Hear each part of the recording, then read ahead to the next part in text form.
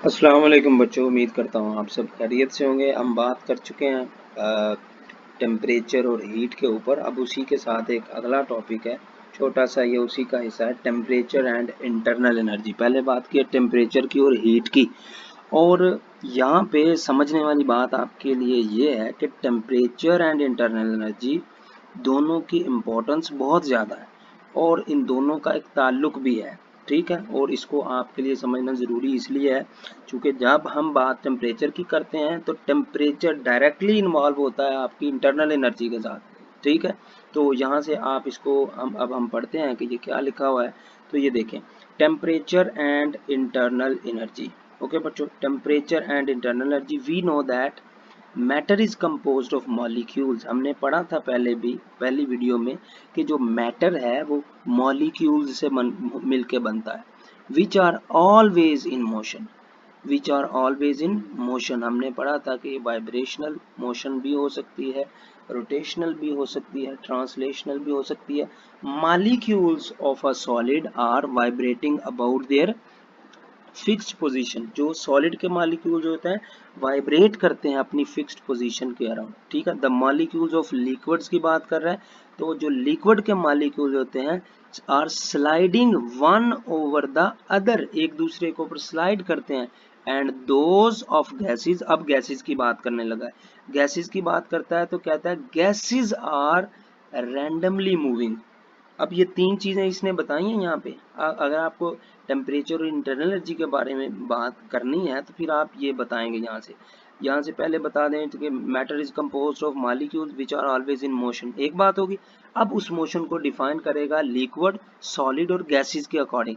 कहता है कि जो हमारे पास सॉलिड्स होते हैं, solids are vibrating about their fixed positions, liquids are sliding one over the other, and those of gases, आप दोज ऑफ ना लिखें, आप सिंपली लिख दें गैसेस आर रैंडमली मूविंग, ठीक है। और you can say that molecules of the gases are randomly moving. The molecules possesses kinetic energy. अब जो मॉलिक्यूल्स हैं वो क्या रखते हैं, काइनेटिक एनर्जी रखते हैं on account of their motion. अब आपने पढ़ा है कि लिक्विड, सॉलिड या गैसेस सब में क्या होते हैं, मॉलिक्यूल्स होते हैं।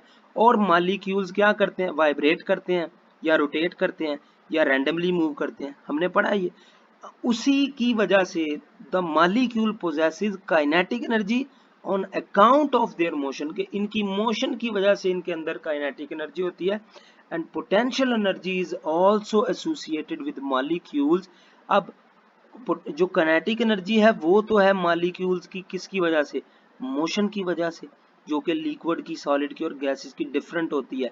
और पोटेंशियल एनर्जी किस वजह से है, potential energy is also associated with molecules because of their attractive forces जो कि molecules को दरमियान में जोड़े रखती है, वो पोटेंशियल एनर्जी होती है, ठीक है। फिर वो आगे डिफाइन करने लगा है इंटरनल एनर्जी को।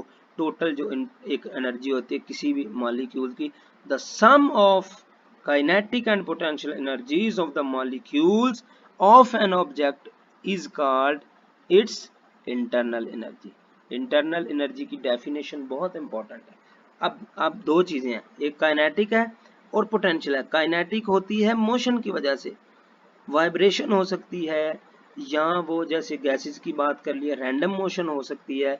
और पोटेंशियल एनर्जी जो कि मॉलिक्यूल्स के दरमियान अट्रैक्टिव फोर्सेस होती हैं, इन दोनों को मिलाने के बाद जो हमारे ऑब्जेक्ट के पास एनर्जी होती है उसे हम इंटरनल एनर्जी कहते हैं।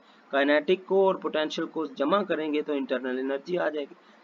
When we heat a substance, its molecular motion becomes more vigorous, which mean an increase in its internal energy.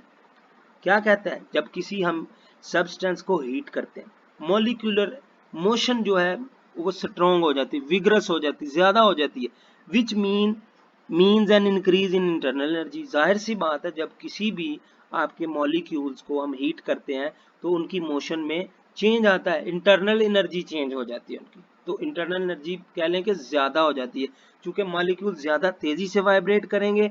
तो जब तेजी से वाइब्रेट करेंगे तो काइनेटिक एनर्जी बढ़ेगी। काइनेटिक एनर्जी बढ़ने का मतलब है कि उनकी इंटरनल एनर्जी बढ़ जाती है। क्योंकि ये एडिशन है ना, sum of kinetic and potential energy, तो काइनेटिक एनर्जी बढ़े या पोटेंशियल एनर्जी बढ़े मींस कि आपकी इंटरनल एनर्जी बढ़ रही है। As a result temperature of substance rises, तो इसके नतीजे में क्या होता है, काइनेटिक एनर्जी बढ़ती है तो फिर आपका टेम्परेचर भी राइज कर जाता है। और ये एक निशानी होती है कि जब आप टेम्परेचर देंगे तो आपके मॉलिक्यूल तेजी से हीट करेंगे, तो आपके मॉलिक्यूल्स जो हैं सब्सटेंस के वो तेजी से वाइब्रेट करेंगे और उनकी वाइब्रेशन की वजह से फिर टेम्परेचर राइज होता है। Heat energy transfer to a body increases the internal energy, heat energy जो ट्रांसफर होती है बॉडी को, वो उसकी इंटरनल एनर्जी को internal energy of its molecules increases due to which its temperature rises।